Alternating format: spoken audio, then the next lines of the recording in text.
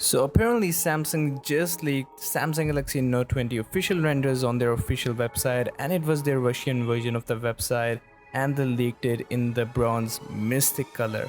And if that wasn't enough, Samsung Note 20 has just been in the hands of a person, and its respective courtesy is Jimmy's promo on Twitter, and he is using the phone right now, leaking all sorts of images. And as you can see on the front, the bezels are really shrunken down, and the back camera module is also huge, just like the S20 Ultra as we used to see it. I mean, it looks great, and here are the case images that the back case looks like on the Note 20 and the Note 20 Plus.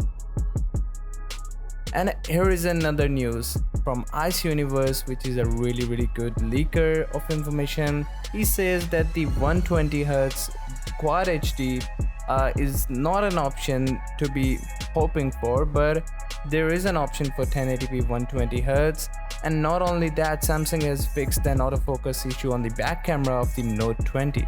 And here are some of the image samples from the back camera taken with 10x zoom. So it's looking brilliantly sharp and really crispy here, so I think it's really good.